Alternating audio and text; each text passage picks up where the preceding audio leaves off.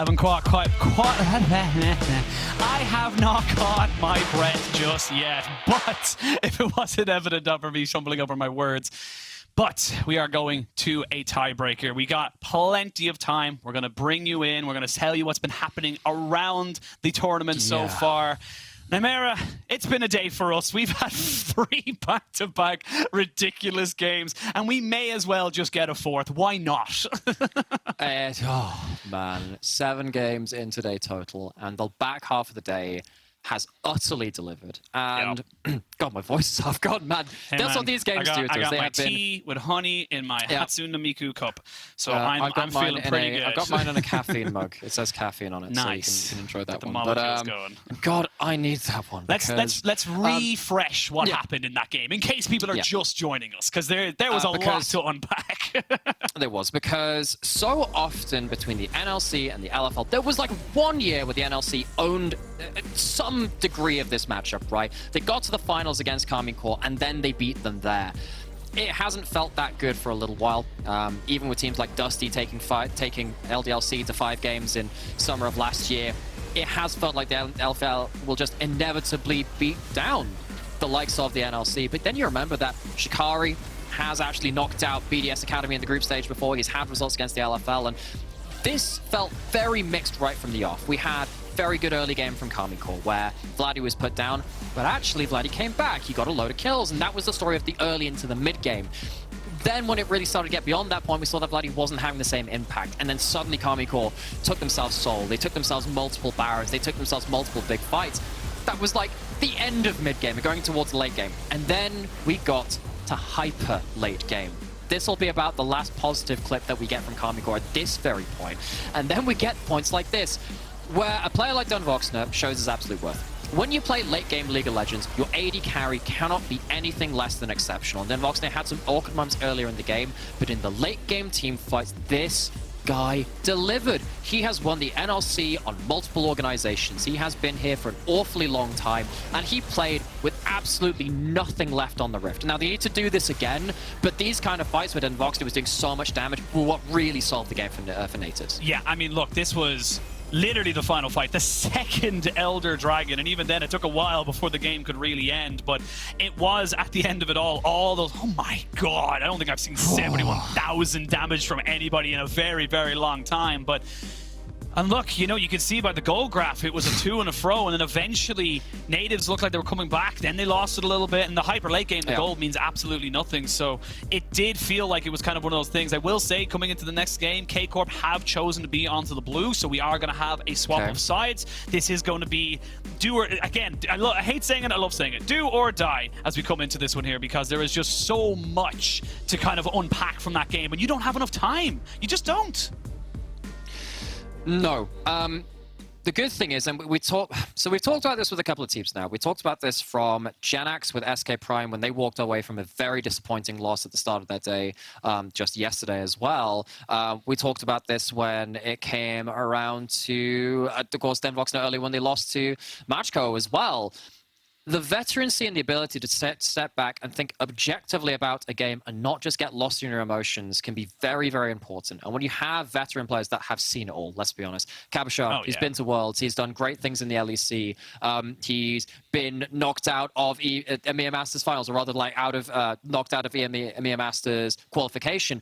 These players have seen over their careers the real lows and the highs of everything. You need to draw on an awful lot of that now to kind of condense it down. It's like a 10-minute break to say, okay, how do you get yourself back on even keel and walk away to swing back in this next game? Well, I'm going to ask you that question when we get into the next game, but before we do deep dive into what will be our final game thanks of for the the heads day, up, I think. No problem, man. I just want to make sure you're ready, but let's have a look at the greater picture. The other group that was on today, that was Group A, and we had a historic win in there for GTZ Esports, massive for the LPLOL and Portugal, getting themselves to the last 8 for the first time.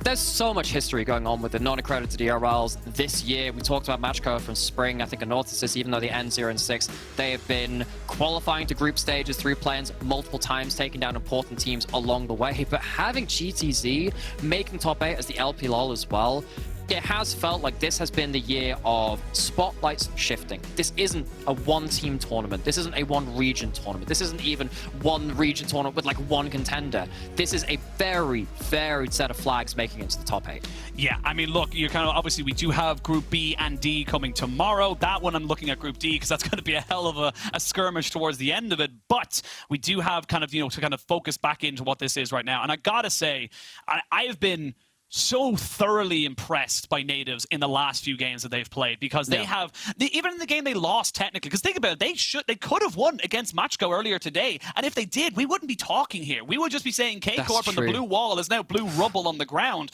Thankfully they were able to survive that, but I mean, this team just every time they needed someone to step up in those late games or mid-game scenarios, they don't fall super far behind. They got it. In the first one, it was Denvox against Matchco. Today, it was Vladdy to let them get to that late-game scaling. And anything but impressive. The fact that they're pushing Karmine Corp right to the edge, I'm just, color me impressed. It's impressive regardless of what way you cut it.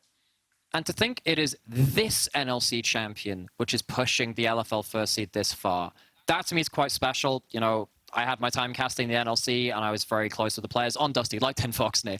They lost to LDLC in a 5-game series that was such an underdog matchup as well. The NLC went from accredited ERL to non-accredited ERL. It has been a very difficult time for the region. We've had to revisit our expectations of them. In spring, none of our teams got out of the group stage. It was a very poignant time in a lot of ways because we knew the success which we had and faced Karmine Corp in those finals multiple times back-to-back. The fact that Nativz are the team to do it after this kind of time in the darkness, time in the shadow, to get a little bit more, I guess, poetic about it, it feels somewhat special with that. It would be heartbreaking for them to lose now, but the job's only half done. Yeah. That's the scary thing about it. The job is half done, and you can never write off Karmine Corp at EMEA Masters. No, you cannot. But look, we got a bit of time. There's still a couple of minutes before Champ Select comes in. We're trying to give the teams as much time as possible to prep for what is an unpreppable situation. But we got to say, as much as we do love to focus on the carries, let's look at the LVM support play of the day. Because again, it's not all about the carries. You got to give your support some love because these guys, they put their lives on the line sometimes. And it looks like this one's going to be Targavis getting himself a nice little setup here. And ooh, look at those angles.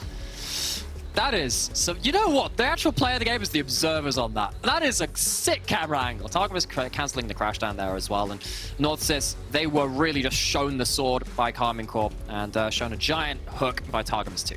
Yeah, I mean, look, just multiple kind of options. I believe it was Hiprain and Trouble talking about it as well. I think it was Hiprain going, his hook's coming back up pretty soon. And he felt confident to go for that. And that was the kind of snowball that we've gotten so used to. The thing is that for Karmine Corp, they didn't really get that snowball on bot side. Bot side kind of became, with the Braum pick, I actually feel like it kind of stopped a lot of that bot lane snowball that we expected.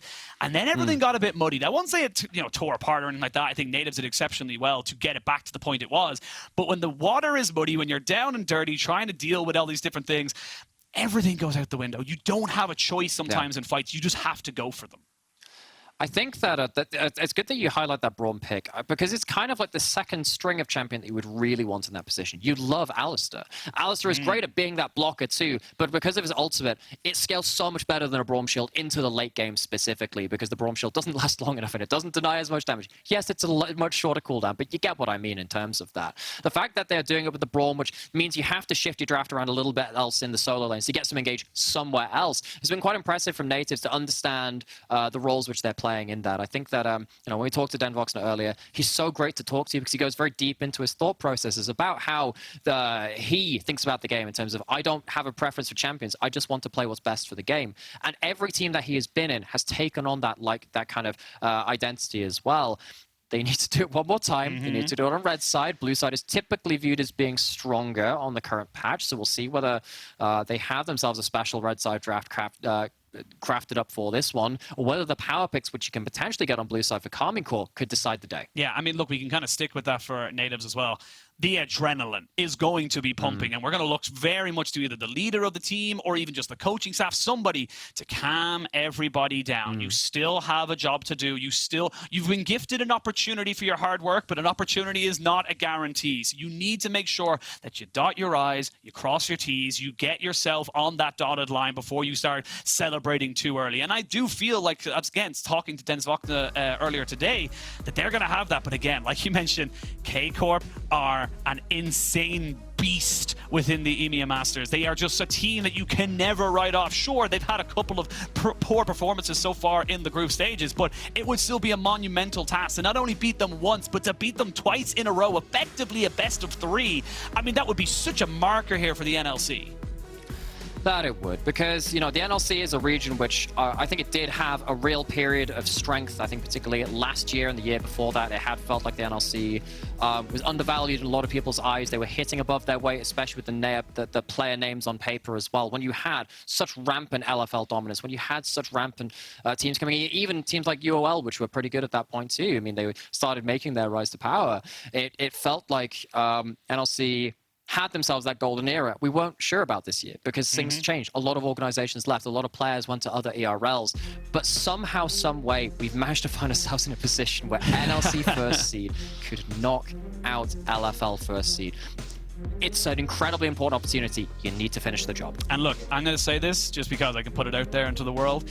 If Nativz are able to take this win, well, let you download all the different bans that are coming in, we might be in for the first time ever of seeing every single one of our top 8 being from a different league. It is still technically possible. We could have everyone being from different leagues across the globe. We'll check in tomorrow. We'll check in tomorrow, and we still got to check in right now. But if this game goes the way it Nativz, it can happen. But again, like you said, Karmine, still very much the favorites. They just need to stop themselves from being rattled. And already we're seeing Seiken's champion pool just being pinched that little bit.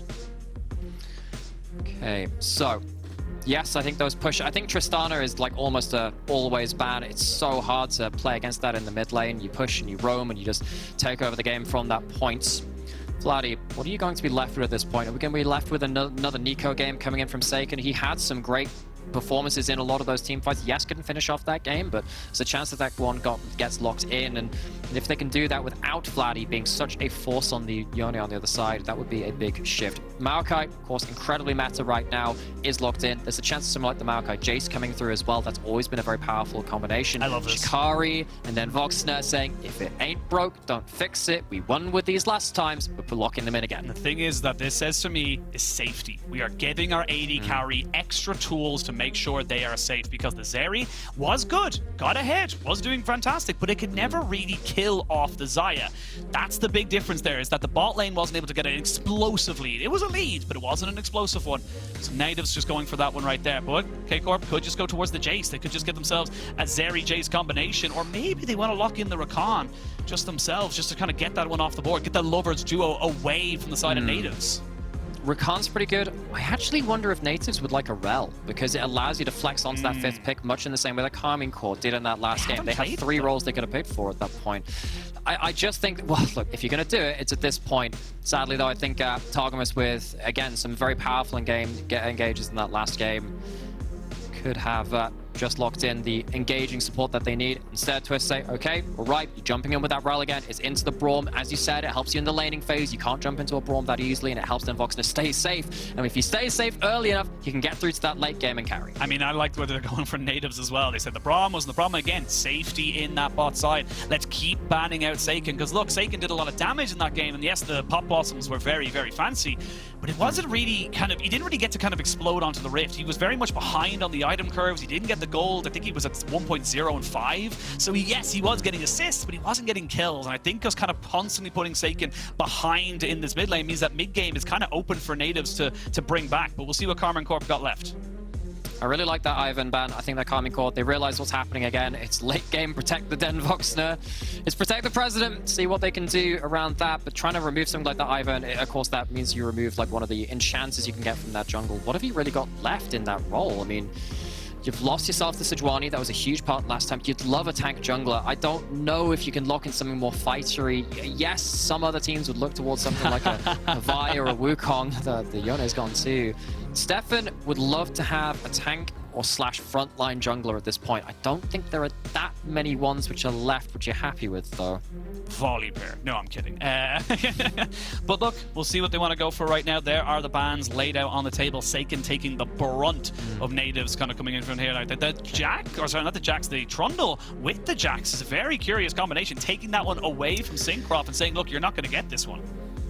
Trundle doesn't do that much against Zeri. She can hop over your pillar, and she can kite you for a very long time.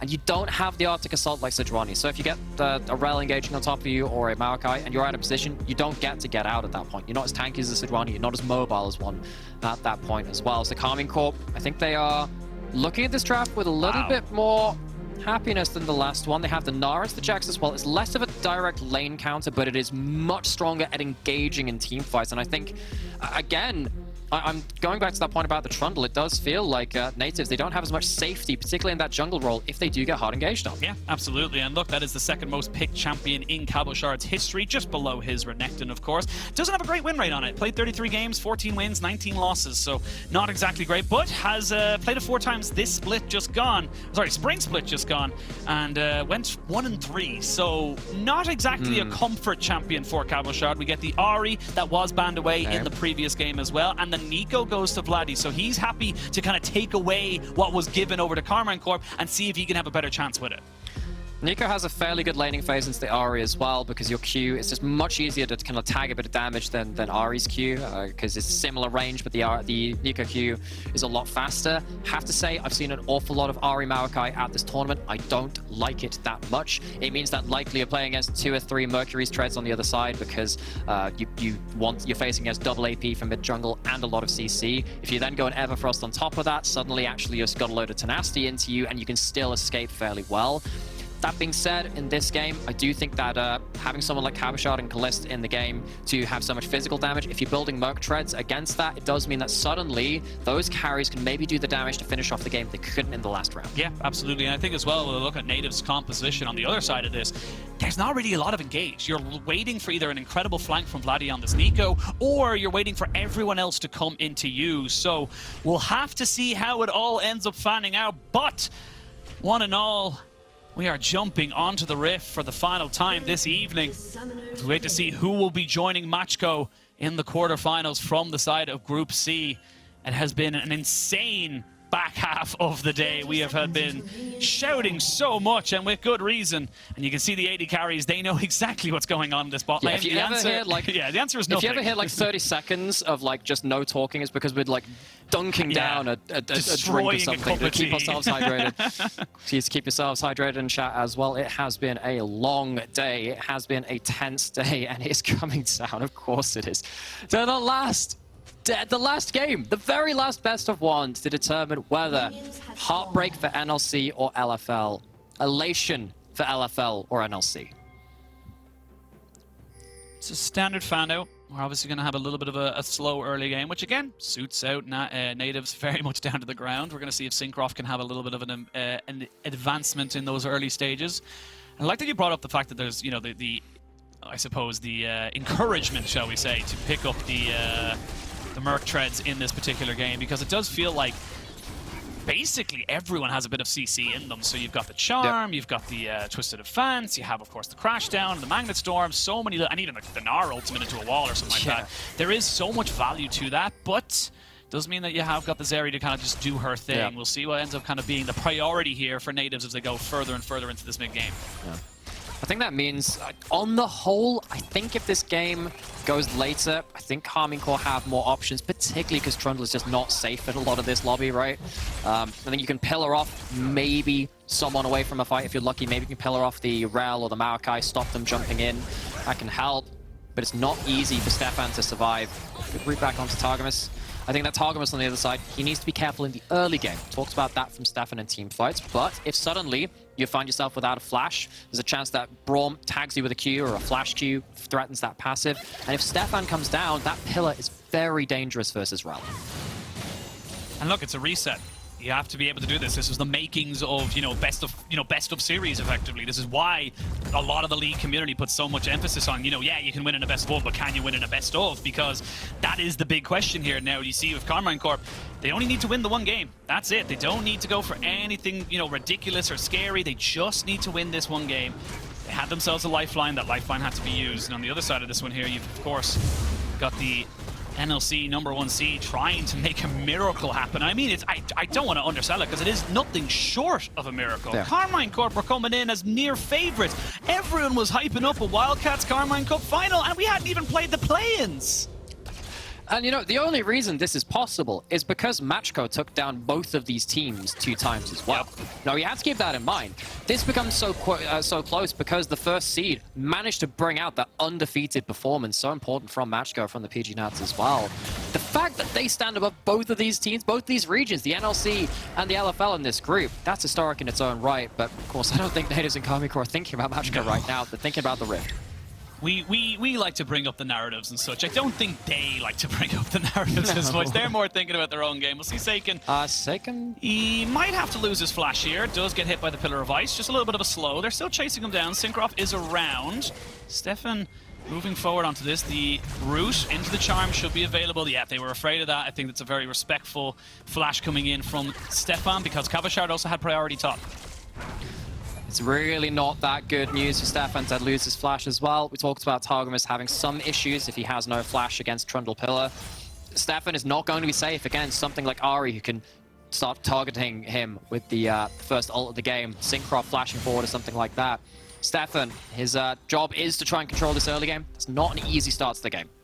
No, it's not an easy one. I will say, similar to the last game, we should see a fair bit of lane priority given over to the side of Karmine Corp.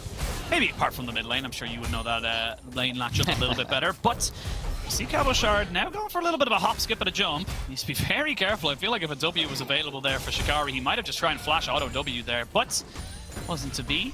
We start to get a little bit tense. Because again, the longer we go without a first blood, the more you start to feel the pressure building, and a little bit of a moment or two could lead to a disaster for either side. Syncroft spotted out as well, gives full information to Nativz, exactly what they want to try and do. Good information, as you're saying, to the side of Nativz. They've managed to spot out Syncroft a fair few times in his own jungle, as you can see. Again, the Nico often edges out this matchup into Ari. It's actually, in terms of the runes that you take as the Ari, it's not too dissimilar when you're playing against Annie. You take bone plating, you just say, okay, I'm going to fight you when my bone plating is up, try and take a big electrocute trade and see if I can burst you out to the point where I can threaten you with a second trade after that point. But as you can see, Vladdy managing to get fairly decent control of that. It changes a little bit, of course, post the 6 mark. I think particularly in these mid-jungle 2v2s, I'm not a big fan of the Ari Maokai. It feels like the Maokai wants to play a bit more slow and considered compared to the Ari who wants to just be dashing in on people if she can. And we'll see whether that comes to play. Of course, the first mid-jungle 2v2 of the game didn't go as well for Vladdy and Stefan. They are heading towards this dragon, though. I don't think Syncroft is completely free to head up here. Should be able to walk in and take a fair bit of damage, trade it back as best he can. Has priority in the bot side, they're looking for it. Flash in with the crash down. Targum is looking to try and make this one work. He flashes with the pop, loss him though. First blood goes over. The Trundle gets it. The dragon secured by the Nico. They get the Maokai as well. It's a 2-for-1 trade, but they did get the dragon. Then Voxna does flash away. Dodges out of it. 2-for-1 in favor of Karmine Corp, but the dragon goes over to the NLC number 1. Okay, so who does this gold go over to? That's very important, though. You don't have a Dark Seal on the Ari. That's always something which I like to see to help you snowball. So sadly, Seiken not getting the most of it. Vladdy has no flash. That's awkward. Yeah, Vladdy's dead. That's now a 3-for-1. That's definitely in favor of Karmine now. That is very awkward from the side of Nativz. You know, we're saying how this matchup can change post level 6. It gets a little bit different beyond that point. That is a big victory from Karmine Corp. Nativz, we know they're great in the late game. They sometimes struggle to get that. This is another example of that. Karmine Corp and Targamas on the rel getting so much value. Vladdy almost gets a game-changing ult there. They do manage to get the Maokai down as well, but it just doesn't happen before the Trundle's gone down. We already said that Stefan's going to have a hard time staying safe, especially without flash. We saw that on our screens in that fight. And Vladdy just kind of saying, oh, the charm's down. You know, Targamas took a reset and just not respecting the fact that, and again, we saw this in game number 1 as well, between these two teams, or rather game number 2 today, but it was... again, just not respecting the Targamas could just be standing off in the wings, waiting an extra 10 seconds with that Hex Flash. Well, it's not led to a game-breaking advantage just yet. It's not like Karmine Corp have snowballed completely out of control. They don't have the flash on Targamas either now. I think that probably should be the area of return for Nativz. Try and walk down towards this bot side. I know you don't have an engaged support, but having the Brawn passive and the Trundle Pillar to cancel something like a crash down, that can be very much a dead Targamas if they do end up dying. And of course, they walked away with 2 of the kills in that last fight. Kind of sadly for Karmine Corp. They would have loved that goal to be on a carry. Yeah, the 700 means that you get your merch threads nice and early, which is nice, but it's definitely not the advantage you were hoping to come out of that. You would have loved to have been able to build up towards a first item for Seiken, or potentially, of course, for the Zeri. Look, shoulda, woulda, coulda. It is the if, buts, and maybes that is League of Legends, and you can see Vladdy needs to be a bit more careful now. With a flash ult available for Seiken and a Maokai with ultimate available, you can't be too careful about how far you push up these lanes.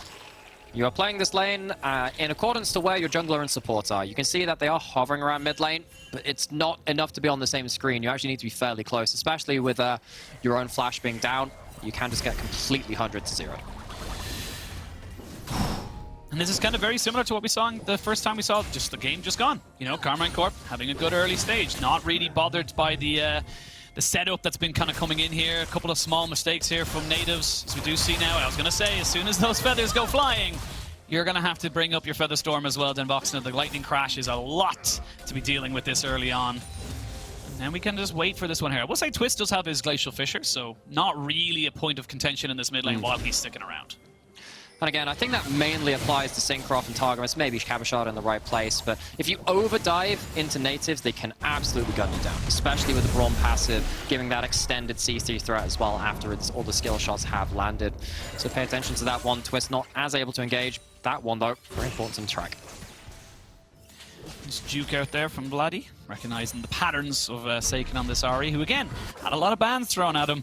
Definitely wasn't feeling as great about it, but coming into this mid-game now, almost 10 minutes onto the clock. It is a good early start for Nativz, as we said. If they can get themselves a second dragon, they'd be honestly delighted. They got the first, it means they can delay for as long as they can, and we obviously know just how much they love that late game.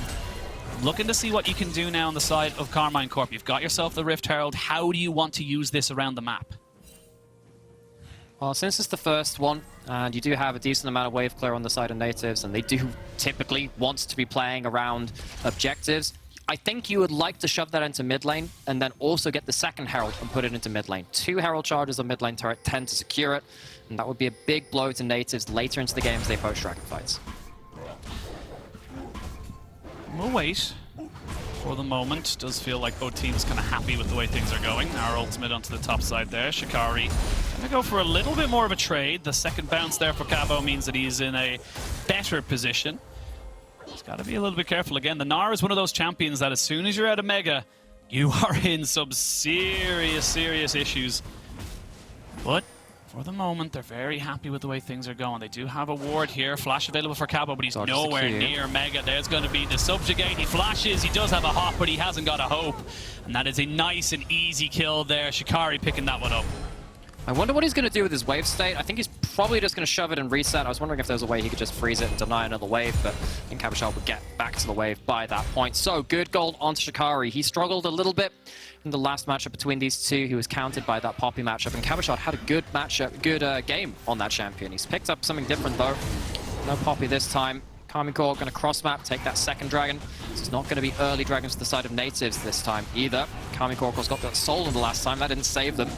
But with the Cloud Soul off the table, that potentially unlocks some of the stronger ones for them. Yeah, we do have a slight pause, of course. We are, obviously, with an online broadcast and stuff like that, we do like to go pause very quickly because competitive integrity on that. We are on a delayed feed compared to the actual live game, but hopefully nothing too crazy. It looks like, honestly, there's no one contesting that dragon. Doesn't look like it was anything exceptional to really kind of come out of this one here, so we should be getting back into game ever so shortly, but I mean, for the moment, it's all very calm, it's all very tentative. One dragon apiece, we imagine, once we go back. It's now 3 kills to 2. Karmine Corp happy with this one here, but it does feel like Karmine Corp are being a little bit more reserved, not as loose as they were on that first kind of meeting between these two guys in that last game. And it does feel like Nativz are kind of respecting that as well by giving them that little bit of extra space. I think it makes some degree of sense, right? I think that when you have the Maokai and the Rel, you feel quite confident in engaging fights. I think on the other side, then Nico is a little bit harder to pull off. I think that Nativz, they don't have a complete winning late game scenario. I think that when you have the Ahri, you often fall off in mid lane if you don't snowball as well. And you know, I did mention it before as well, but with the first kills of the game, Seiken didn't have a Dark Seal, which is one of the core components of trying to snowball an Ahri. It's quite sad to see that. You're also playing as a mid-jungle AP duo as well, which means you're not going to do as much damage as if you had like a Vi or a Wukong, where the enemy doesn't get to just itemize for both of you at the same time. I'd like to see a little bit more out of that mid-jungle duo to start snowballing to get to the point where actually it doesn't matter that you build Merc Treads, you just die anyway, but we need to see that still. Yeah, we do need to see that. And again, we're going to be looking at how they go about this one as we jump back into the Rift, but we're going to look about how people take these fights, where they want to look for them, and again, big item completions, because I think the thing is, and I felt it in the last game very much so, is that it did feel like Nativz were far better at just kind of stalling out till they had those 3 items. So yes, even though the Zeri was so far ahead, she was kind of a Zeal ahead, and maybe a BF sword and a stopwatch, but it wasn't kind of item completions. I'm going to quote Jamada on this one here, is that item completions change how the game is played. And that is so important for a team that is actively trying to just get to that late stage where they know they feel so comfortable. Components give you stats, completed items give you gameplay. It's pretty easy to kind of view it like that. Something like a static shiv, very easy to see how that one works out. Suddenly, Zeri is not interactive in laning phase. You never get to touch a wave, you never get to contest them on that point. Same with any other champion at that point. Targamas is towards this top side. There's a large roam coming up here. This is what we needed to see. A bit of a roam coming up. Defensive TP from Vladdy, though. Should save it. Pop Blossom is strong here. Pop Blossom is strong. We'll get 3 men knocked up here and get 4 of them locked down on top of it. They're trying to get on top of Vladdy, and they will eventually take him out. They're kiting out this turret so perfectly well, but they're taking a lot of damage while it happens. You can see Shikari does not have the Grandmaster's Challenge available to him. Trying to just maybe soak up a little bit more damage. Jumps in, double stun to try and stop anybody from getting away. They will only get the 1 Cabo Shard! Oh, he goes down! It's a 1-for-1! That is disastrous! And now you can see them looking, trying to go for something on this bot side. They're seeing if they can maybe catch out the Zeri, but the Zeri's coming out on top against Den Voxna, who is going to pop in! Flash forward, and that is the kind of 1v2 carry potential that you need if you want to be taking this tiebreaker. Collis was too tired of losing the AD carry 1v1 in the last round. He decides to take a 1v2 and win it. So, bit of a trade across the map. Karmine Corp, they get the 1-for-1 on the top side, but they don't stop the Jax getting all of that farm. A little sad for them, but extra gold into Sacred buys him up a Leandries, which is something which I'm very happy to see. It means that he will be a big damage threat beyond this point to even into the front line. Great early teleport from Vladdy makes this contested. If that was a second too late, that would have made things very awkward. Problem is, Vladdy then also gets caught in the engage as well. You don't end up spreading out. The AoE hits them both. Very luckily for the side of Nativz, the timing just works out for Stefan to be on top side to bail out his top lane. Yeah, it does mean, though, even though it's such heroics in this top side, it's Kaliste just kind of coming out clutch here, recognizing they could go for this little bit of a trade, and it's on a ward. Oh, Den Voxna just not respecting it enough here. I'm wondering what happens here, because I don't know whether he has no mana or whether it's something different from just wasn't expecting it. I don't think he was expecting the burst from the empowered kind of passive auto attack beyond that point. And I guess with the flash down and Kalist, maybe a fight in the next few minutes could work out from Nativz, but the golden pocket, that is so strong in this area. Remember, Kalist had a quadra kill in the last game. Yeah, wasn't quite able to get a quadra kill on Den Voxna, but with that pressure and that kill, again, those small little resets means you don't get back to base, you don't get back to defend this turret, you don't get to stop this Zeri from just taking a free tower and some more free gold. So we come in with 2 minutes until the next dragon, 30 seconds until the next Rift Herald spawns. It does look like Nativz are kind of saying, well, we went a bit too early, actually, and we're kind of just losing across the map. A little bit. Syncroft is going to walk into bot side jungle, take the blue buff. Kalist is going to reset, so that will be a moment where Nativz can potentially feel a little safer on the map. I don't think they've seen the reset, though, so they won't have that much active information to do so.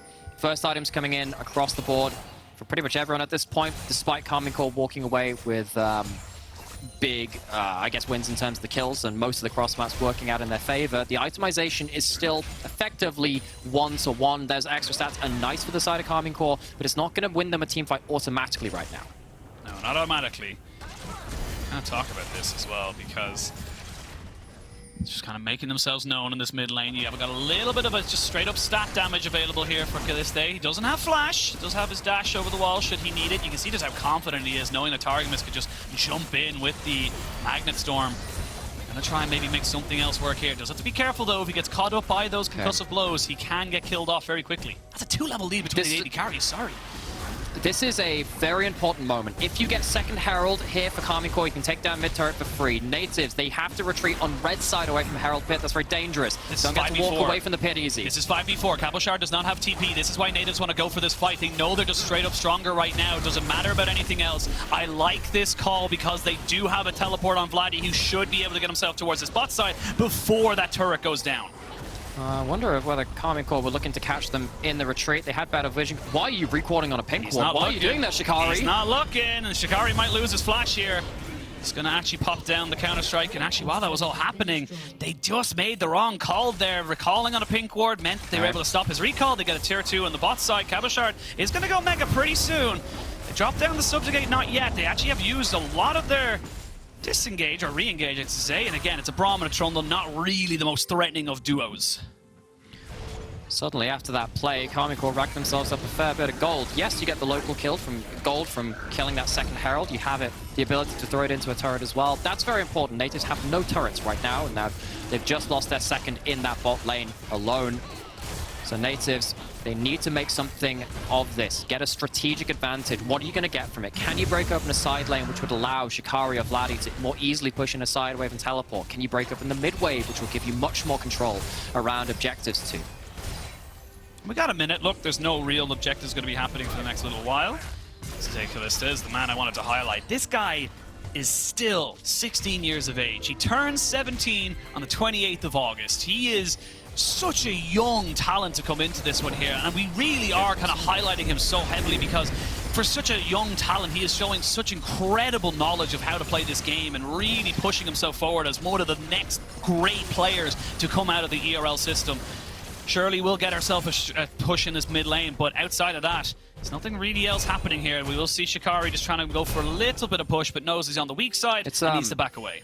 It's sad that Nativz couldn't use that Herald to get themselves a full turret because, again, they don't have any turrets right now. It's very hard for them to get vision into the enemy jungle, and as you can see, they have no vision in the enemy jungle. That makes it harder to see where Targamas will be for his next engage. Makes it harder for Stefan and the rest of his team to stay safe as well. I think Stefan in particular, as you said, because he's going to be the one face-checking, so difficult for him to play without that vision.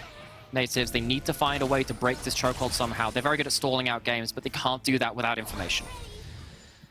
I mean, look, Infinity Edge already finished off there for Kalista. He's just so far accelerated ahead of Denvoxna. Has 2 levels of advantage as well. And the funny thing is, normally they don't mean a huge amount, but in an 80 carry roll where you're level 11 can mean the difference between life and death. You can see it there, even taking that wave, just not insane. Thank you so much, Observers, for showing us the different experience. He's almost at level 11, but I mean, like, it's just so That's hard. Like a level and a half. He's a level and a half behind. Vladdy left to wave clear alone in this top side. Nativz, I think they're happy that no fights have happened in the last few minutes, not gonna lie. They really want to make sure that this gold lead does not get any worse for them. You have got your first items, but you're starting the face-off against those seconds. Losing mid lane turret for free, that is a stinger. Sucks. It sucks for you because, again, if you're going towards these dragons, and it is on a mountain rift, which is very, very strong, you are not going to be able to enter the river nearly as easily as your opponents who still have their mid lane out of turret.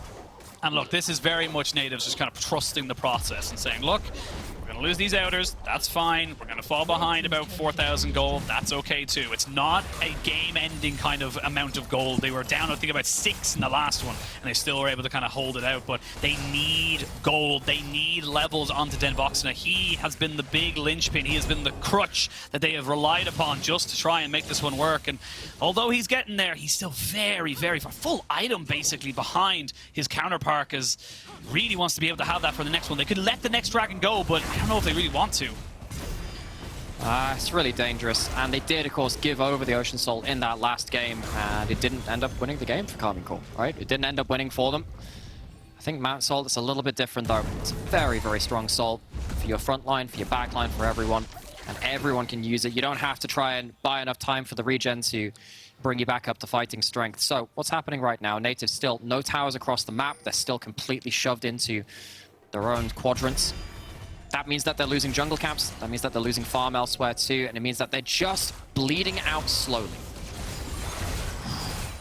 Just stationed this area into the mid lane, who is going to get clipped there by the Winter's Bite, but nothing else to come out of it. I like this kind of aggressive move towards Baron for the side of Nativz, but they need to be very careful because, yeah, this is the kind of damage that can happen. They're going to try and burst down on top of him. He may have gone a bit too far forward, but he can still do damage over the wall. They need to try and kill off somebody before it's Harmonious cannot get away from this. He gets shut down, but they've been hit up by all of the little cat trees, and they will trade it back 2 for 1. Double kill coming in. Forsaken has himself another little reset. Shikari trying to just defend his support. 80 carry's still alive. Shikari's going to be forced to flash away. Oh, the leap strike is just good enough to keep him alive, but that could spell Baron. Kalist plays with their health bar as a resource, gets out alive, uses their advantage, and slaughters Nativz health bars on the other side. That is just as the Baron spawns, and despite the last game going late game, I don't think Karmine Corp will allow their opponents to do so again. I mean, you look at the confidence from Kalist in that last fight, just moving forward, saying, what are you going to do? You don't have any hard CC outside of the Nico.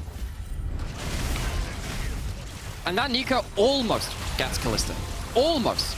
But it's just not quite enough. Look at that 2-item spike just railing down damage from above onto the side of Nativz. They're clumped up. That full chain lightning does so much for them. He gets out alive. That is pinpoint stuff. Seiken, of course, with a higher damage build with the Leandries, if you get a longer fight, can start taking people down as well. It's a real threat at this point. It's not just Never Frost and done. You can see that the chase down really starts to threaten the side of Nativz. Really does, and we're back in it because we're going to have to go for another fight. This time Vladdy has got Flash and has got the Plot Blossom as well. They're waiting for Featherstorm to come back in here. Seiken and Syncroft to the box side. Targamas looking for a Hex Flash over the wall. They're going to get Kalista out of this fight straight away. Charm lands down on the twist. They're going to try and back everybody away. TP from Shikari and TP from the Nara as well. Here we go. 2000 HP. They're going to try and burn it down, and they will. Second Dragon goes over to the side of Nativz as they look for a Charm. It's good on the twist, though, and that's the only one they're really going to catch out here. There's going to be the Feathers going flying. 4-man Plot Blossom and the shutdown as well. 2 kills, 3 kills, everybody more, and that is a massive turnaround. Nativz, they haven't given up.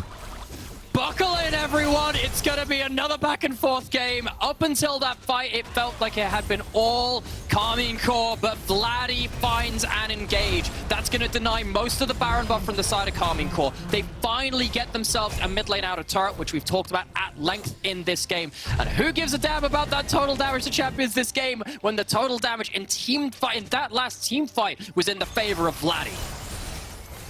Oh my days, and you can see these little overconfidences. They wanted to try and go for it, but Karmine Corp, they just couldn't find the angle. They had used so much in that last skirmish around the Baron, and now that Baron means nothing. Okay, where are we starting this one? Kalist has already used their E at this point. They don't have Flash, they've been forced to dash over the wall, so their ability to reposition is vastly reduced at this point. He's rushing to keep up with the team, and as soon as he joins them, Vladdy nails it. That is a huge ultimate, and it keeps Nativz in the game. It's a lot of teamwork to set up for the opening to come through, but it works just about. Hearts of Steel coming out here from Nativz. They are pushing in with as much vigor as they possibly can. They believe. They're still 4,000 gold down, but you can see there, thank you so much, production, they are the ones kind of coming back in this, and this is looking eerily similar to that game we just witnessed. This is starting to get to 25 minutes, 2 dragons apiece. There's not a soul in sight. Not just yet. Of course, with the extra tanky stats from the Mountain Dragon taken just before, that will very much help the front line of Nativz maybe eke out something. At least even up the bonus stats from the front line of Karmine Corp. Baron buff just about ended at this point. It's now off the table. There is a worry from Nativz that they over-push, and there is a flank teleport coming in from Vladdy. He doesn't have the flash this time. And there is just that deep water down this lane. A couple into their jungle. Karmine Corp haven't managed to clear out all of it. There's just an outside chance that we see ourselves another engage. Maybe. I don't know if you want to engage without the flash. You have the flash and, of course, the rocket belt to try and position yourself on the Kalista, who's only just getting his summoners back. Remember, he didn't have his summoners for that last fight. That's why he got deleted. We can come back in now and kind of see everything coming in. So again, for Karmine Corp, gotta center yourselves, you gotta relax, just take a deep breath. You're very much still the winning team as of right now. They're looking to try and take out Stefan, who's forced to use the subjugate straight away. They can't burn down this tower. This is the thing with the Kalista. You don't have yourself the range. Or not the Kalista, excuse me, the Zeri. I mean, yes, they're low range, but this is a Zeri. Good point, I guess. But with the items they have, if they manage to actually, again, just start opening fight, it's so dangerous. Karmine Corp, they're trying to play it slow, playing around this Maokai. They're trying to gun down the front line. Look at Twist, just pops up the door and says, "You shall not pass." Doing his best Lord of the Rings impression right there. Fly, you fools, as everyone just kind of backs themselves away. Minute 30 till the Dragon, minute 30 until the Baron. We're coming back into the same cycle where it's coming down to the 5v5s. Well, funnily enough, you mentioned that whole Lord of the Rings thing, and Gandalf and the Mines of Moria, they dove too greedily and too deep. Now, if Karmine Corp were to do the same, into Trundle Ultimate, into the Feathers, into the Braum as well, that too could be their demise. course, they have found ways to pick off targets here and there and stop Nativz playing the map as well. They've been doing an admirable job, have Nativz, of keeping themselves safe enough to farm up waves, but they have still been losing out. It's not like they're winning or something like that. It's just more of a lessening the losses. Karmine Corp, you can see that they still have they're not. I mean, there's something to that, right? Being able to hold on and not give the best possible scenarios away to your opponents. But Karmine Corp still in control of this game, getting huge items. Seiken, lots of damage on the Ahri. Of course, the Horizon Focus does increase your Liandry's burn damage as well, because it's not just increasing your ability damage. Deathcap coming through next. If someone is caught out, and especially once something like a Void Staff comes in later, the frontline and Nativz are going to be really shredded. Oh, this is cheeky from Vladdy. Recognizing he's not in the greatest positions here with the minions, so he's kind of not. Funny enough, I actually think he's slower than the rest of the minions, so he's not really able to go for it. But a hull breaker available here for Cabochard, who is just trying to be a nuisance here on the backside. There we go. There's the hop. That could be the go sign here straight in. They're going to try and maybe look for it. He now knows. And that pop blossom will mean nothing. That's huge. 10 seconds till Baron, 10 seconds till Dragon, and they just gave up their whole ghost. I mean, Vladdy, he's had some great engages against Karmine Corp today, but he can't make it happen just there. Maybe just hesitates on pulling the flash. Source that sees the movement speed from Cabochard. Seiken now with a chance to go. Oh, good move here from Denboxna. He gets away, and Targamas is deleted. Can they get twisted the backside to 1-for-1? TP coming in from Shikari. Now they're going to try and back themselves away. No support, which means that your engage is basically all on Cabochard now for this fight. And it is, and it does feel like you get tagged once by even something like a sapling. It gives space to Seiken and Kalista to actually do damage. Dragon is up, but Cabochard, he has a hull breaker. He's in a side lane. Shikari TP'd away from the split push threat. Karmine Corp can play this slow. Yeah, and they are going to do that one. Vladdy with a TP going to have to try and deal with this one here, but they might lose themselves an inhibitor turret and the Dragon. They kind of chose between neither. They are going to lose at least one. Cabochard goes into Mega. He might die for this, but I mean, it's not that big of a deal. He got himself the base open, and he's still pushing forward. He's got himself a flash as well, and a TP, but I think he's pretty much dead. Now, does this buy enough time for Karmine Corp to do something really special? You don't have that much hard lockdown. They're committing flashes to this. They are committing flashes to this because they need to get something. They can't just let a tower and a dragon go for free. There needs to be some kind of trade back. Now, no Cabochard, but he does have a TP when he respawns in 45 seconds. And you're going to see Stefan moving forward, but he's still a Trundle. This day... I thought he felt the dash there for a second. I saw the animation. So did I. But look, they covered the Baron. That looked like a face plant. Not the case though, and because he's alive and manages to chunk out the side of Nativz, that is green light for Baron. They don't have Cabochard, but they have so much damage. No real TP ward here available for Vladdy if he wants to try and get on top of this one here. He's going to have to go in from a side angle. They get the TP out of him. There's going to be a charm there. Shikari, he's dead. Shut down. Damage Ahri doing enough there to try and keep them in this fight. It's a 4v4, but a teleport will be coming in from Cabochard very, very soon. There's the ultimate available and ready as they try and commit on top of this one here. There's a really bad doorway up for Twist. It's all starting to fall apart here for Nativz, but it's coming together here for Karmine Corp. They'll get themselves another Baron. They're just being more calm and much more collected than the side of Nativz. Cabochard is a split push threat, and they are using him like an absolute wrecking ball. Nativz, they failed to shut him down in the side lane very quickly. It opens up the Baron. They're going to take that, and suddenly we're in another situation where Karmine Corp looked like they could potentially tide this through to another soul against Nativz and control of the map. They couldn't win that the last time they were against them, but it feels like they're much more comfortable this time. Oh, Vladdy! Not where you need to be, my friend. He's going to try and pop blossom, but he's just dead. That's the second or third time we've seen him just get caught out. And Denboxna, he now recognizes he's in no man's land. No flash. He's going to need Stefan to come back here and try and help him out there. It's going to be the ultimate for ultimate trade. Far more valuable for Denboxna than it is for Cabochard. Will keep his life, which means that the side of Nativz will keep themselves in this game, but Karmine Corp, they're starting to take control. That they are. They have themselves, of course, that Baron buff, which... was denied, of course, on their first attempt of it. They lost a big fight, which was one of the first bright glimpses from Nativz. The thing is, I'm not willing to write off Nativz yet. They still have decent gold on their AD carry. You still got a couple of items on the Jax as well. There's every chance that they could pull out something, and they've shown a history of that. Another team, maybe you'd write them off. Nativz, they're getting towards the late game where they start to put their heads together and figure something out, but it's going to be so hard. They've been toyed around the map, particularly with Cabochard on this Gnar. We were worried about him being off the Poppy, which looked so good last time. You can see that Karmine Corp, will just find themselves in such a better position on the map. Yeah, we gotta go live because Stefan's been caught out and he might be bursted down. They will get the Glacial Fissure out. He's still keeping himself up there. They get the root down, and that's gonna be his CP and the Zhonya's use. He has to flash away. He's gonna have to try and keep himself alive off of this one here, but they're pushing it in because they don't have the solo laners. It's a 5v3, but they haven't killed off anybody yet. Seiken comes in, looking to set off an example, looking to kill off anybody he can. A charm, land on the Shikari, they go in onto the root. The Pop Blossom only lands onto one. Vladi trying to do it, but he can't. Synchro change his life, but is it gonna be enough? Because the Zeri is popping off, and that should be it. Done and dusted. The blue wall stands strong, and they will be making themselves over to the top 8. In a matchup that was put into question, it goes the way, as it always has done in history. The LFL beats the NLC and breaks their hearts again. The more things change, the more they stay the same. Karmine Corp will make their way to the knockouts and look to continue their 100% win in 100% participation streak here at the EMEA Masters. Oh, Nativz, oh, Nativz. They were so close if they'd clutched it out versus Matchco. If they had played just a little bit better in that last game, maybe we couldn't have even been sitting here. We would have been done just an hour ago with that Matchco game, of course. But it's not to be. The NLC will be eliminated from the group stage. It was a fine showing from them. The last game versus Karmine Corp, of course, was a very special occasion, and it ruined our voice boxes just a little bit.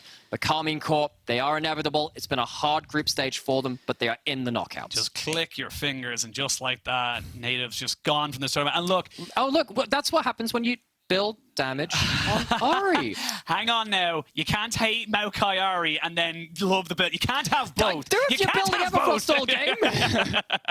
But look, great effort. But I mean, look, I think when needed, the carry stepped up. Specifically, Calliste, he just looked monstrous. Yeah. And his decision-making was so crisp. I mean, there's so... Again, I can't go on about it too much because this guy has been such an incredible carry, and when he needed them, when they needed him the most, he actually showed up.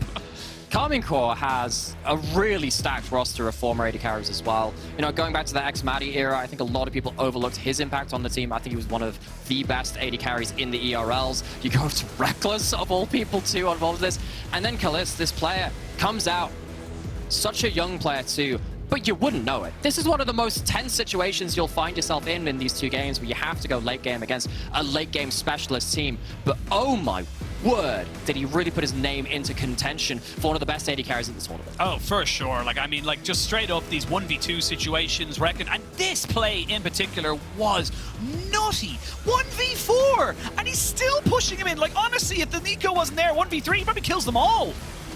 That was absolutely absurd. And yes, he does walk away with not very much HP, but it's not zero, and he's done the damage. Yep. That allows Seiken, who's got his items at this point, to start really threatening, and that continues to be a continuation of this point. Yes, we saw occasionally some great engagements coming through. This was the moment of hope for Nativz, and it gave you, again, that one moment thinking, oh, are they going to do it again? They're going to have one of these heart attack games that they clutch out. They couldn't manage to this time. They were, I think, they really failed in the side lanes. That was the big thing for them. They couldn't quite deal with the pressure that Cabochard was putting across it, and that gave too many openings for the likes of Seiken to, again, use this slower burn build, less about the utility, much more about actually being an impact in the game to start finishing off these fights. And as you said, blink and you miss it, they're gone. Yeah, I mean, look, for the side of Nativz, heads held high. They gave it all. I'm very, very happy to say that the NLC did not come out of here feeling embarrassed, feeling like they couldn't have stepped up with everybody else, because they really did. And we can see now, looking at the groups, look, there is no shame in going out of a group with Karmine Corp and the form that Matchco are in. Again, you force it to a tiebreaker. It's, again, my favorite saying ever. It's bittersweet, but look, the NLC, they can feel pretty good about this particular summer split. The problem is, when it comes to NLC versus Karmine Corp, NLC versus LFL versus, it's always been bittersweet. We have 5 games versus Dusty. We've lost 2 finals versus Karmine Corp as well. And yes, we've had bright moments where Bifrost knocked out BDS Academy last year in spring, which actually did have Shikari. And it had Seaboy on it as well from Matchco. Yeah. So had a lot of familiar faces in that roster as well here a year and a half later. But they have to go home. They have to wait until next spring. And Karmine Corp, I'm sure there are a lot of very relieved fans, go on forwards. Well, we still have one more day of groups here at the EMEA Masters 2023 Summer. We, on this channel here, will be covering up on Group D. The other group, which is Group B, will be covered over on the side of twitch.tv/ESLOL. So if you're more interested in that with SK Prime and Desire and such, that's the place to go. But for the moment, I mean, What a day. What a day it was. Nymera, glad I got to share it with you. I'm ready to sleep. I mean, it's late for you. I'm not too bad. I'm in UK time, so it's not too bad. But thank you so much for watching. Thank you so much for joining me on this Nymera, and thank you to our fantastic production staff. Without them, none of this will be possible. We'll be back tomorrow, and until then, we'll see you there.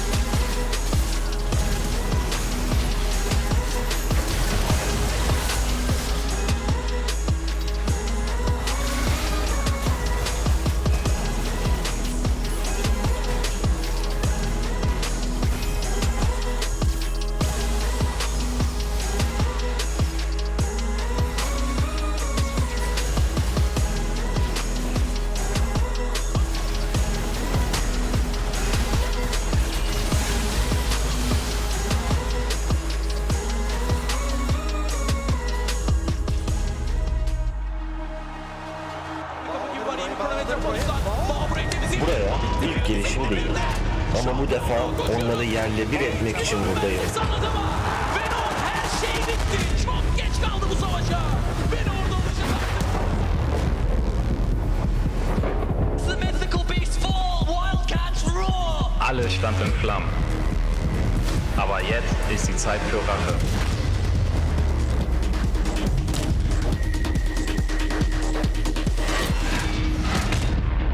Napotkałem na swojej drodze wiele trudności, jednak tym razem nic mnie nie powstrzyma.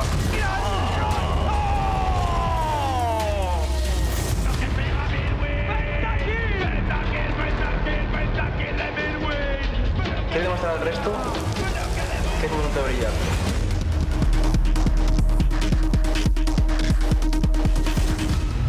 Karmine Corp have done it. Back to back EU Masters Champions. On vous a manqué. Il est temps de reprendre ce qui nous appartient.